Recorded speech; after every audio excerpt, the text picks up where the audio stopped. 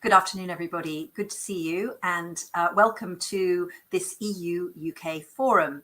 The forum was set up by Paul Adamson and a group of people who are aiming to facilitate and nurture a constructive and informed dialogue between the UK and its European neighbours, whatever the outcome of the current negotiations. The forum is non-partisan and designed to be a platform for discussion, debate and information exchange. So in this debate this afternoon on the future of EU-UK cooperation in migration, all of your insights, expertise and ideas, and most particularly your questions, are very welcome. I'm Heather Graby. I don't work for the forum. I'm moderating as a guest this afternoon. I work for the Open Society European Policy Institute in Brussels, which seeks to ensure that open society values are at the heart of EU action, both inside and outside its borders. And we've worked for many years on migration and asylum policies. Today, our topic is the future of a particularly contentious and contested political issue at a moment when the negotiations between the UK and the EU on the future relationship are on yet another cliff edge, with the risks of a no deal mounting with each day of delay. Migration is quite far down the list of topics on which Michel Barnier and David Frost are negotiating, because there are many immediate questions, particularly around the future trade relationship and so on. But it's very important at this point to start thinking about what future cooperation might look like, because migration, like many issues, is not waiting on the outcome of the Brexit negotiations. Many issues are coming up, many people's lives are at stake, and many families are being separated during this period as well. And we're fortunate that today we've got two very good and interesting panelists to join us. The first is Antonio Vitorino, very well known as one of the leading voices and political figures on migration globally. He's currently the Director General of the International Organization on Migration, which is the United Nations Migration Agency, where he's been since 2018. He's very well known in Brussels as the very first Commissioner for Justice and Home Affairs between 1999 and 2004, when he created many key aspects of what has become the EU's migration policies. And he has also been in a number of very distinguished positions in his native Portugal as a minister, as a state secretary, and of course, as a lawyer, where he's worked a great deal, including as a judge on the Constitutional Court. I'm going to invite him to give us his outlook for migration globally. And then we're going to have as a respondent and further source of ideas and insight, Camino Mortera Martinez. Camino is a senior research fellow at the Centre for European Reform, a pro-EU think tank based in London, where she's specialising in EU justice and home affairs, particularly focusing on migration, data protection, internal security, criminal law, police and judicial cooperation. And she's worked in Brussels and also at a law firm in Spain. Has worked on a number of different legal aspects of migration, as well as the policy issues that she's now involved with. So welcome to both of them today. It's great to have you here to discuss this important issue. We're going to start off with hearing from Antonio about what he thinks are the key issues and the outlook for the next years regarding migration policy, because the EU-UK cooperation is very much dependent on what happens in the global context, as well as on key developments such as the newly issued EU Migration Pact, which Commissioner Johansson came out with just a couple of weeks ago. The EU is moving forward with that, and Commissioner Johansson has also taken a very robust approach to violations of human rights on the EU's borders and a number of other issues where she's asked member states to consider their obligations, as well as putting forward new ideas and new policies in this pact. But of course, other things are happening in the world too, most notably a change of administration in the United States, which may bring a change in migration policies, and an increasingly challenging environment for international governance in general, and particularly for migration, as mobility of people becomes more complicated during the time of COVID, but no less controversial.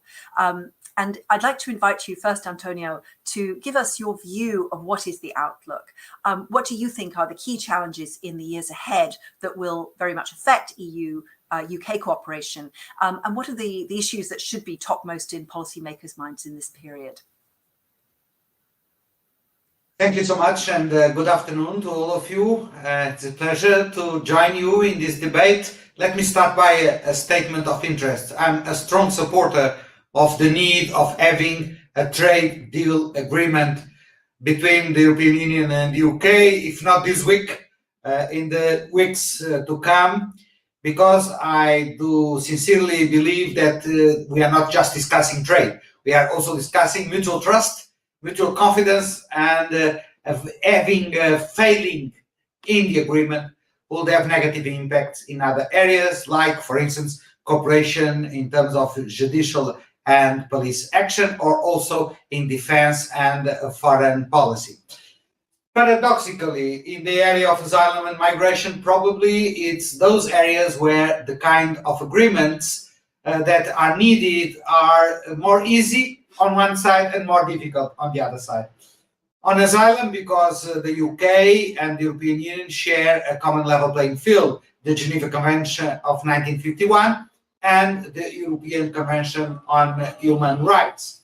And on the other side, on migration, in fact, the reality is that the UK has always been quite apart from the EU legal framework on migration. First, because the UK did not opt in to a number of legal instruments, and then after 2014, because the UK benefited from the Lisbon Treaty opt-out that was established in that treaty. And first and foremost, because the UK has been out of the Schengen area. So the United Kingdom has always kept full control of its external border.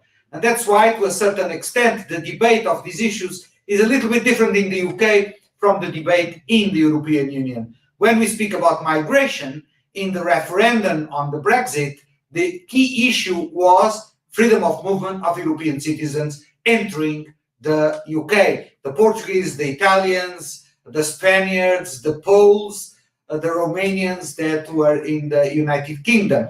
In fact, in the European Union, migration refers above all to third country nationals. And therefore, the fact that the UK has kept its external border controls made this kind of relevant difference in the debate. Having said that, Brexit will have implications in the intersections between what will be the UK migration policy, which remains to be seen, and what are the interconnections and the intersections with the evolution of the European Union migration policy. And both things are being developed in parallel. I remember in 2004, when I proposed the creation of Frontex as the border guard, the external border guard of the European Union, that the UK wanted very much to be part of Frontex. And some other member states said that the UK should not be part of it because the UK kept full control of its own external border. But in fact, the British have always been very much aware of the fact that whatever happens in the Mediterranean, whatever are the flaws of the external border controls in the European continent, that will have a repercussion in the United Kingdom. And you have just to look to what is happening today in Calais, or what has happened 15 years ago in Sangatte, where I cooperated with the then Interior Minister of France, Nicolas Sarkozy, to dismantle the Sangatte camp, to realize that the flows, the routes of migration that come across Europe can and have a destination towards the United Kingdom will put pressure on the British borders. And if that has happened in the past, it will also happen in the future. So border controls in the perspective of the UK go beyond the British Channel, the English Channel, and the relationship with some key countries like France, like Belgium, like the Netherlands will be fundamental for a future migration management from the UK out of the European Union. This is true not just for migratory routes, but also for the trafficking in human beings, modern slavery, as the British refer to it. In fact, if you see what has happened recently in the truck in Essex with the Vietnamese that were dead upon arrival, that had already happened in 2000 with the Chinese irregular migrants who died in the truck, you will see that the need for cooperation between the British establishment and the European Union establishment in terms of fighting against trafficking in human beings, in dismantling the criminal networks, will go on being fundamental. And this is the point where the UK participates in the Schengen information system in the part of police cooperation, or is connected with Europol and with Eurojust in this very sensitive area, which will raise a very sensitive issue also, which is the access to the databases of the European agencies that deal with this kind of transnational criminal networks. But Carmino is much more qualified to speak about this very sensitive issue than myself. Last remark, not just there are interactions when it comes to the joint approach to migratory routes and to criminal networks that operate both in the European continental Europe and in the UK, but there is also another dimension which is very important, which is what I could call the role of the UK in the world. In fact, the UK has always had a high profile in terms of global migration debate. The UK subscribed to the Global Compact on Safe, Orderly and Regular Migration that was endorsed by the United Nations General Assembly in 2018, and has been present in a number of humanitarian crises all over the world, mainstreaming migration in the British foreign policy, whether in Vietnam or in Cox's Bazar, in the Horn of Africa, in Libya or in Syria. And the question mark here remains how will the UK articulate their foreign policy, their migration foreign policy, with the European initiatives, mainly in the neighboring countries of North Africa, the Middle East, Turkey, and the African Union as a whole. The UK has always had a great interest in making the link between humanitarian assistance, supporting development of countries of origin and transit, and guaranteeing peace, security, and community stabilization of the countries of origin. And therefore, they have a shared agenda with the European Union. And one of the crucial issues is to understand how the new UK out of the European Union will articulate their external action, their global Britain ambition, with the existing track record of cooperation with the European Union in relation to third countries. There you have, after a very brief overview of what I believe are the key issues in the future relationship.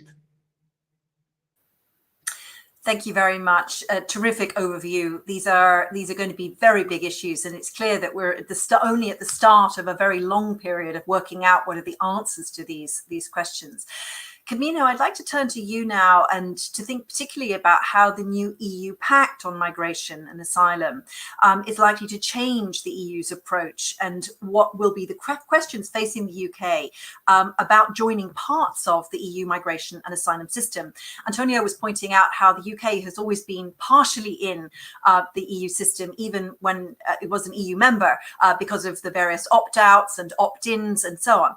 And it's very clear that at the moment the Home Secretary Secretary, Priti Patel in the UK, is using parts of the EU system very regularly. For example, the Dublin system, in order to return migrants who come to the UK via other EU countries. But that will stop in a few months' time.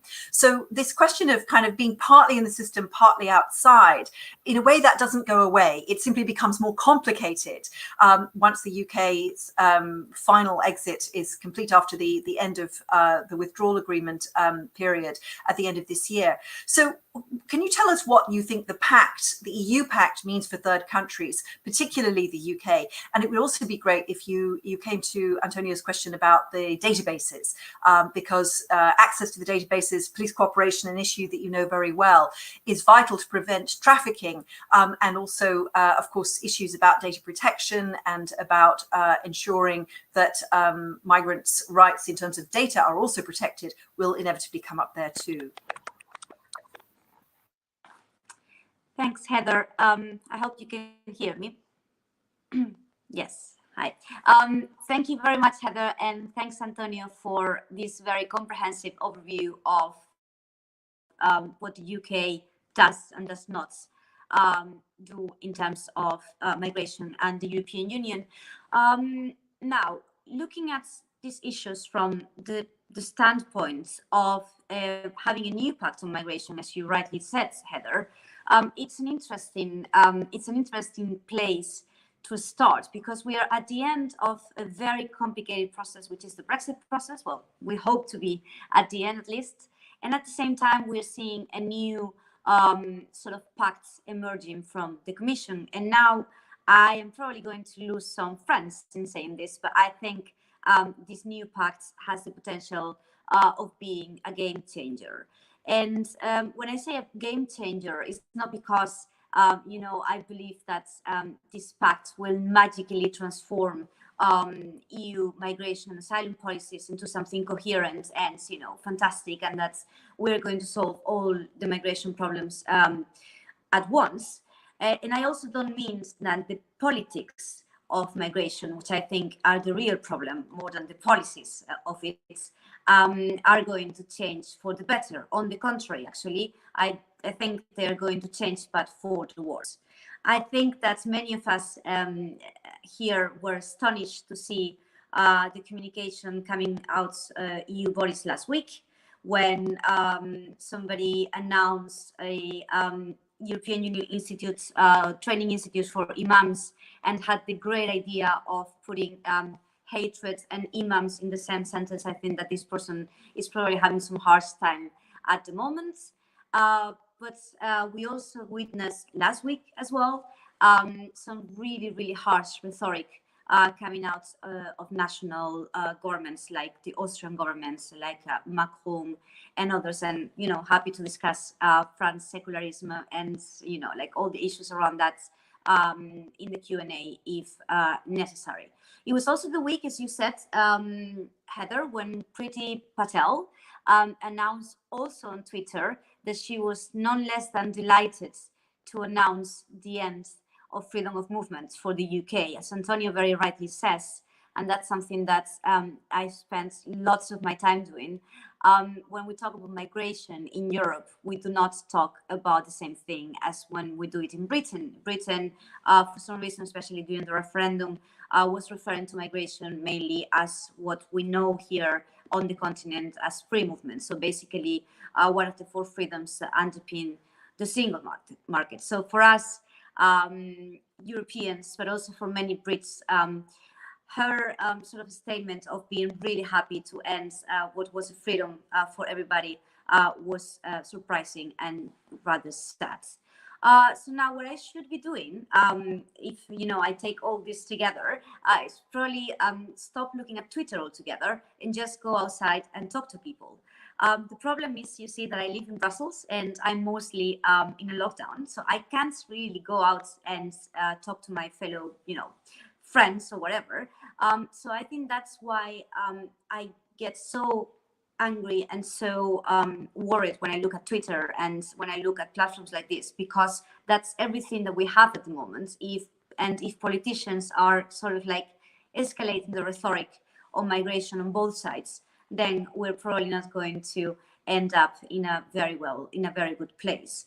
That said, I do think that, as I was saying before, that the European new pact for migration has the potential to break the impasse on the negotiations, basically because the Commission has found a sort of a clever negotiating tactic with the idea of offering countries to either take asylum seekers in or sponsor returns. So that's a kind of like the solidarity system for crisis times.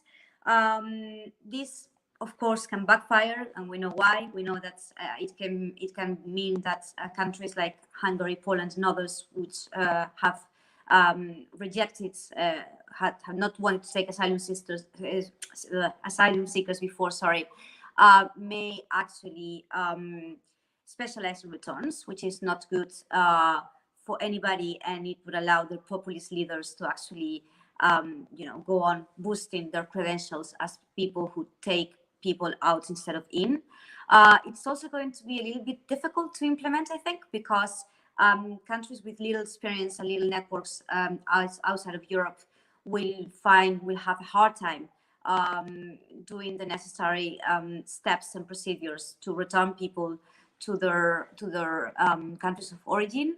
And then on the third thing that might be difficult for the return sponsorship is also that return was also supposed to be the flip side of quotas.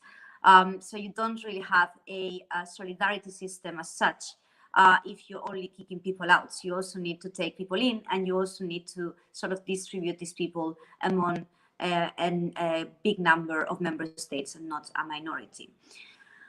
That said, again, I think that the Commission came out with this sort of clever negotiating tactic, and that it can lead to breaking the impasse on the negotiating migration and asylum policies that we're seeing at the moment. So it is very possible that by the time the UK is actually out of the European Union for good in some, months or a year, we will have more clarity and something resembling a compromise and agreement on migration at the European Union level. Now, what that means for the UK, and I agree with Antonio here in that we should separate migration, as I was talking before, free movement migration are two different things from asylum. And the UK obviously has an interest in joining or staying in the European Union's Dublin system. However, and whenever it might be reformed, not only because it used to be a net beneficiary, but I was checking statistics yesterday, and it's no longer a net beneficiary. So it's basically taking more people in than taking out. But because indeed the UK, as any other say democratic country in the world, is bound by principles of international public law, so it cannot send people back to unsafe countries, which means that if you're part of a system like the Dublin system, you have more chances, in a very purely selfish perspective, you have more chances to sort of send people away from your border, which is something that I guess the current UK government would be very happy in doing. So I think the UK will have an interest in staying in Dublin. It's probably trying to negotiate some sort of access to the system. And again, it will have to go along with the reform of Dublin as a rule taker and not as a rule maker. On the second question about databases and access to data,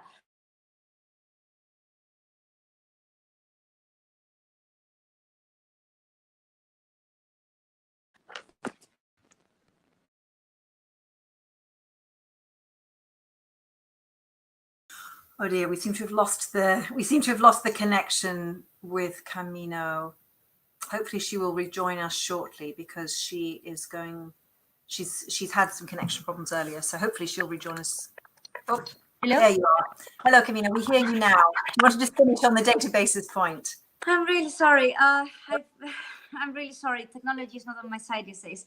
So what I was just going to say is that whatever happens, deal or no deal, the UK will lose access to the Schengen information system. And that is very important because, as Antonio was rightly saying, the Schengen information system, the reason why the UK is part of the Schengen information system, in spite of not being part of Schengen, is precisely because they use it for law enforcement purposes. It is also going to lose access to some other databases which are important when it comes to cooperating in the fight against irregular migration. And I'm thinking here of the two Europol databases, the Europol information system and Siena, Europol's messaging system.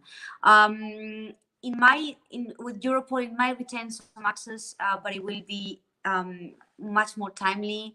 It will, much more time consuming. It would take more time, and it will be more complicated for the UK to access this data.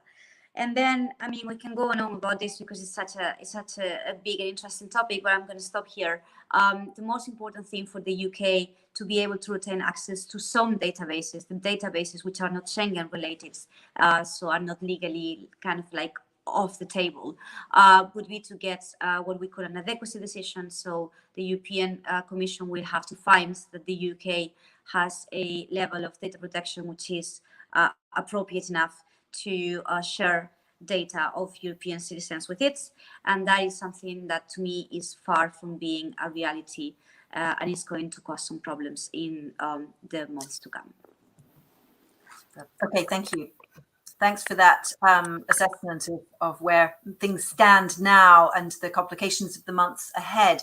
We have a question already from one of the participants that I'd like to put to both of you from the different perspectives. You, Camino, of someone who's been living and working in the UK and studying the UK approach, and of course, Antonio, knowing the international governance of migration as well as the European Union very well. So we have a question from Klaus Sorensen, whom of course you know as a former high-level commission official working on this area, now retired. He writes, the UK has always been strong in development, humanitarian and peace-building programs, often collaborating with the rest of the EU, both as an EU member, but also outside. With Brexit and the cuts in DFID, and of course DFID, the Department for International Development, that has now been merged with the Foreign Office, is the UK going to be less of a solid partner? So, Antonio, what do you think? What are the prospects for a global Britain to play a role in international governance of migration, particularly given the relationships, very strong and close relationships between migration and development, peace building, conflict, and of course, increasingly climate as well? Yeah, well, I hope not. I hope that the UK will go on being a key player in this respect. When it comes to the relationship with third countries, we need to realize that there are joint EU initiatives, but each country, each member state kept their own bilateral engagement in a number of areas in the world. And the UK has always been one of the front runners in terms of bilateral relation with third countries in the area of migration, humanitarian assistance, and development. I can even say that probably if you look to the European Union member states and European Union institutions, Germany and the UK are the two countries that on their own have a more proactive approach to the links between the nexus humanitarian assistance, development support, and peace and security. And if I'm allowed to say something politically incorrect, those two countries are much more far-reaching in this aspect than the European institutions themselves. And if you look to the world at large, this is the approach that the United States have also been followed for quite a number of years. So my expectation is that this profile of the UK will remain unchanged in spite of the fact that now the UK is out of the European Union. What I think it is necessary is to look at the interactions, potential interactions, between what the UK does on its own and what is done by the European Union, which will not change dramatically because that was already the case when the UK was a part of the European Union. My last remark is about the prospects for the near future. Well, let's be very frank. We are confronted with a major social economic crisis all over the world. This will impact all countries, starting with donor countries.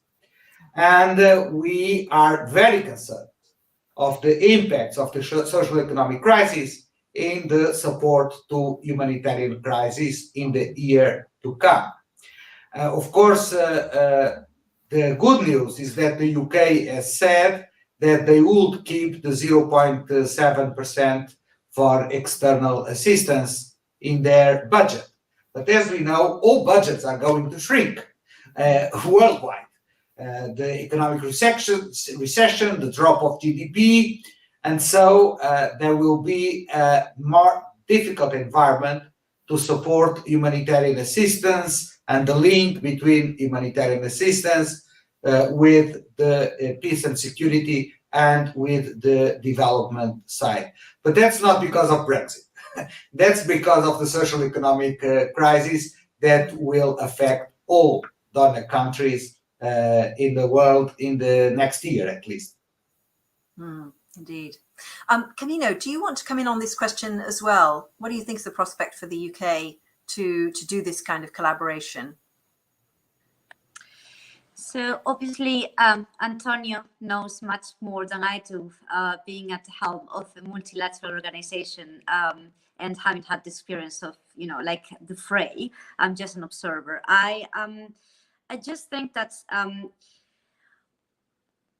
Brexit or not, the UK had been cutting off, as the question rightly says, on the funding for the FCO and for international development and these sort of things, which was a pity because that made the UK's presence in the world a little bit less important. Now, I think that I can't see how the UK's foreign policy objectives will change that much as so to not to stay aligned with the EU's going forward. I think that in that area, the UK and the European Union will actually work quite well together, and especially in view of new US administration. And I would actually like to hear Antonio's view on that. What do you think that is going to mean for the UK EU sort of foreign policy cooperation on things like,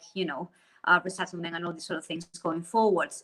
But I don't see a major sort of like difference in the point of view of the European Union and the UK when it comes to the big issues in the world, like what to do with China and these sort of things.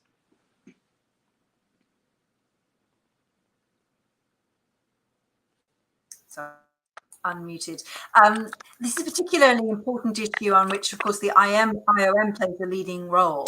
This whole question of resettlement and also of family reunification, trying to ensure that families get back together. And at the moment, what we're seeing is the UK returning unaccompanied minors, which makes family reunification a lot more difficult. For example, if they are returned to Greece. And so this matching up of families is a really tricky question. How might how could that be improved in future, do you think, Antonio? Well, that's one of the points that I welcome in the new pact on asylum and migration, is the recognition that the European Union migration policy needs to take into consideration family reunification and dealing with the requests of protection from families, guaranteeing their reunification under the responsibility of the country that is supposed to grant protection. So what we have seen is that we have quite a large number of unaccompanied minors arriving, for instance, in Greece. And after the Moria camp fire, there has been quite a large movement of reallocation of unaccompanied minors to several European Union countries, like Germany, like Portugal, among like France, among others. So from my point of view, I think that that's one basic right of the child, is to live with the family. And I sincerely expect that the future migration and asylum policy in the UK will also align with these same values that are enshrined in the Child Protection Convention, of which the UK is a part of. Apart that, well, I do not want to interfere in the internal affairs of the United States. We are still waiting to see what is the formal decision about the results of the election. But definitely, if there is a change in the administration, I sincerely hope that we will have the US more engaged in multilateral fora. And one thing is quite clear: migration can only be dealt with on the basis of international cooperation. No one alone can tackle the challenges of migratory flows, whether it is in Venezuela, whether it is in the Sahel, whether it is in the Middle East. And definitely we need the engagement of key countries like the ones who are present at the Security Council of the United Nations to boost cooperation around migration. And the Global Compact is exactly one of the tools that is available for that purpose. Indeed. So let's hope that all of the EU member states also sign up to it, as well as the US. Not all, not all. Not yet. Not all. So we have another question from the participants about Poland and Hungary, pointing out that they have a very small footprint in countries of origin, for example, in the Sahel or in the Middle East. So how can they, in practice, sponsor returns? What leverage do they have to persuade those countries to take people back? That's been, I think, a big challenge for the UK as well, because after all, it's something that can only happen if the countries of origin accept. Does either of you have a view on this question? Can I take that one? Yes, go ahead. Yeah. So when I was talking about how difficult it will be to apply the idea of return sponsorship, I was talking precisely about this. We all know that return is probably the most difficult part of any migration policy, not only politically, but also from a practical point of view. You need to have the agreements of the host and sometimes countries of origin, countries of transit. And that's not an easy thing to do. And that's the reason why, like the big sort of like former colonial countries, if I may say that, like the UK, France, and others have these really wide networks and work so much with these countries of origin and transit in order to sort of have a carrot stick approach to that. And the big question that's that the participant raises is precisely the big one on the return sponsorship. What are you going to do if the usual suspects, so those who did not want to take asylum seekers in the first place, specialize in return sponsorships and start saying, okay, we want to like sort of like help send these people back. When you pose that question to the Commission, they will tell you once again, this is mainly a nice way of calling the bluff on these countries. Because they will have to do something, whether it's assisting return or taking people in, so they cannot be idle anymore. That, I think, is a very nice wishful thinking, but maybe not that realistic. And then when you go and dig a little bit and ask them, but what's like in practice, what do you want these countries to do in order to assist returns, since they do not have a network, since they don't have a lot of experience? And they say, well, I mean, because of course the wording at the moment is very vague, but it allows for anything from sort of like paying for the plane, airfares, training people in the airport to handle people who do not want to leave. Like, it can be anything. So, at the end of the day, this idea of return sponsorship is kind of a dangerous bluff in a way, because it will allow these countries such a big menu of options that we may end up with, like Hungarian sort of border guards learning how to forcibly return somebody from Belgium, which is not necessarily what we want in a solidar united European Union. But hey, that's the politics, right? So the potential for human rights abuses is pretty enormous in that kind of a situation. Also for corruption, frankly, because the inducements paid by countries to try to persuade the countries of origin to return them, accept returns, that could be bribing air traffic control, bribing border guards and the airport administration, for example. So it's a very tricky issue. Do you want to comment on this point, Antonio?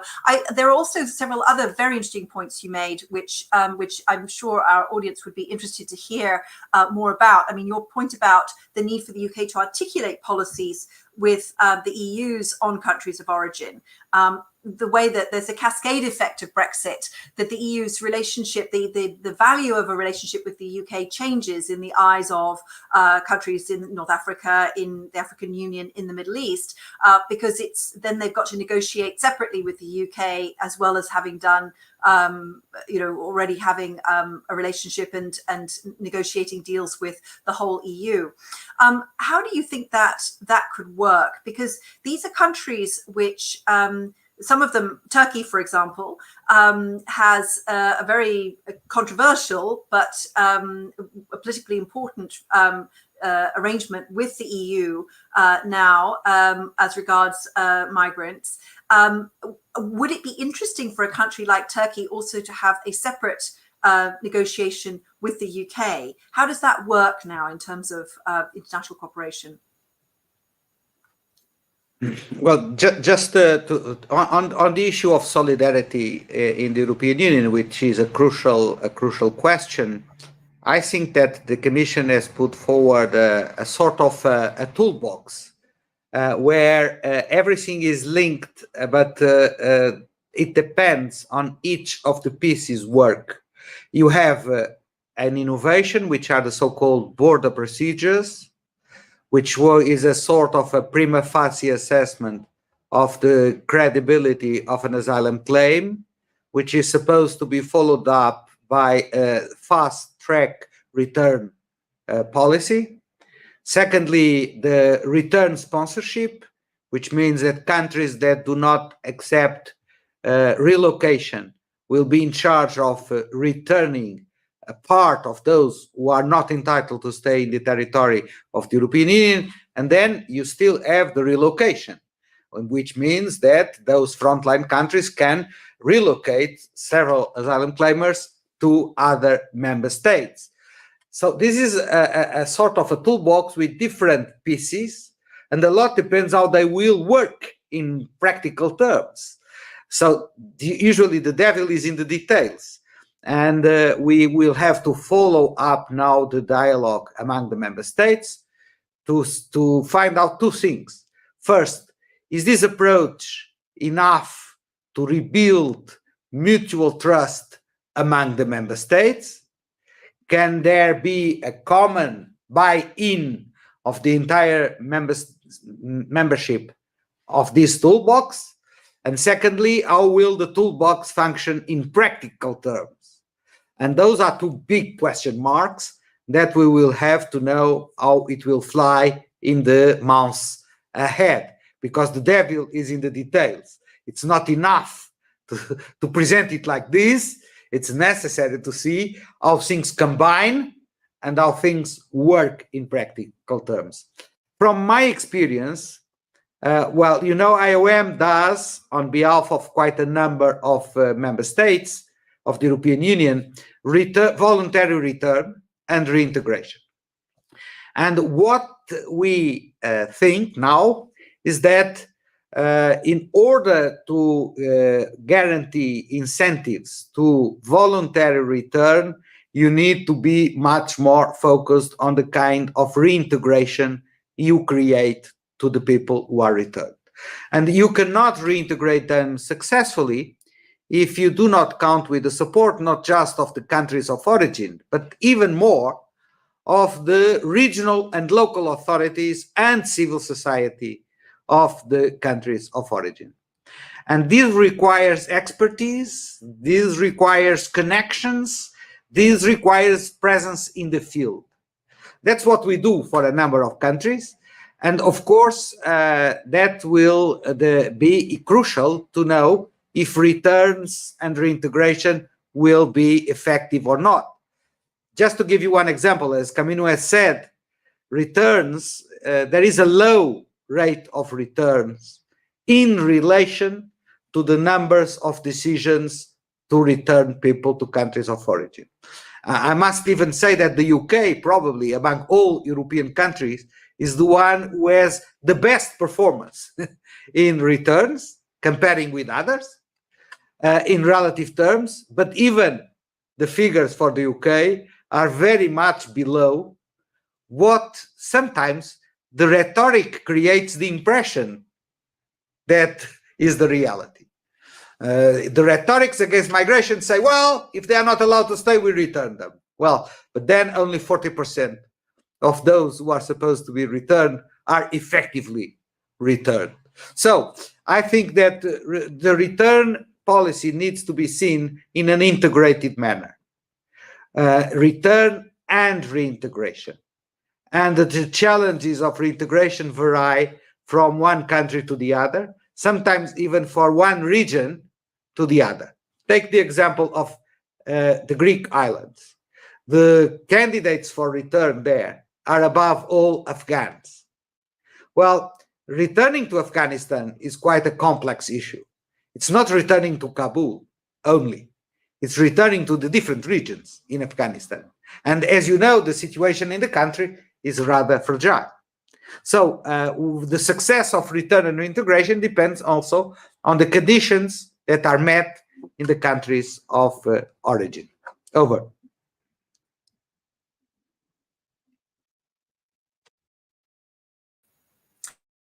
For that reminder about the realities and the gap between the rhetoric of politicians. We will simply return everybody, and the reality of the complications of doing so, but also the need for ensuring both rights, respect for rights, but also for reintegration in the country of origin. Let's not forget that there are also, the reasons that people migrated in the first place may well still be very present in their country of origin. So if they're returned there, we feel that they have no option but to try to migrate once again.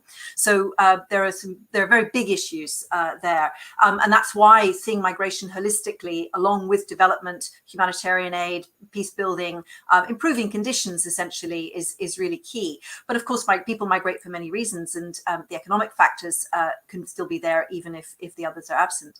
So we're very nearly at the end of our time. I'd just like to give you both a chance to add any further points that you think would be helpful at this point in time to the UK or the EU negotiators in thinking about the future relationship. What would be your main piece of advice if you were standing in front of either, say, Charles Michel, or indeed in front of Boris Johnson at this point in time? What should they be aiming for over the next 5 years in terms of cooperation on migration? What words of wisdom would you give them on the realities of the situation facing them? This can be as brief as you like. Camino, do you want to start? It's funny, Heather, because it's the second time today that somebody asked me that question. So, and it's a very difficult question to answer, especially now, because there's very little both parties can do now to change the agreements that they will find on the questions that we're discussing on, not on trades. Trades is a completely different story. My very short answer to the looking forward question, the next 5 years question, is that migration is not going to stop. Nobody can stop migration. It's a phenomenon that is there to stay. And it's, as Antonio said, something that is better dealt by multilateral organizations or a global level. No country on its own can deal with it alone. And I don't think that the forces destabilizing the world are going to become nicer. Actually, we're seeing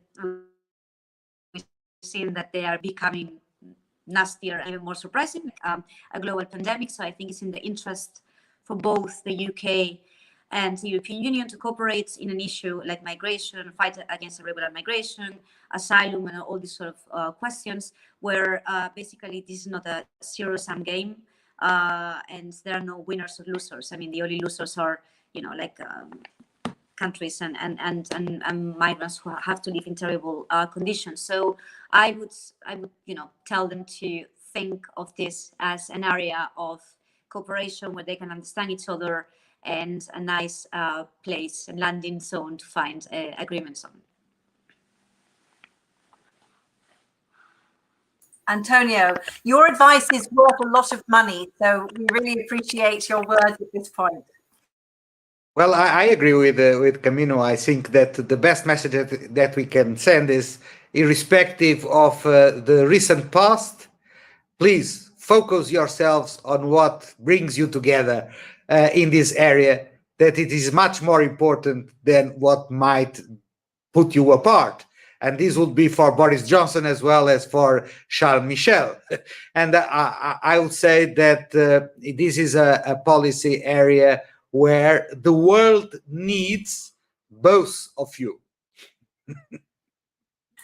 Thank you. These are very wise words indeed. Focus on what you have in common rather than what drives you apart. That could apply in many contexts, but it's definitely there. So thank you both very much, Antonio Vitorino and Camino Mortera Martinez. Really great pleasure to have you speaking to us today. And just to let everybody know that the UK-EU Forum will be running 2 more events in the near future.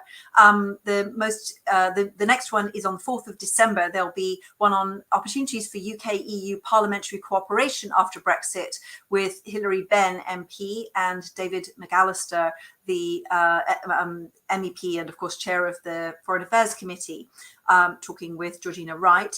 And then there'll be another event on the 7th of December on the impact of Brexit on the EU's free movement of people rules, with Jane Golding, co-chair of British in Europe, and a very clever lawyer who has been looking carefully into the impact of Brexit on people like me, British nationals living in the European Union, and people like Camino, an EU national living in the UK.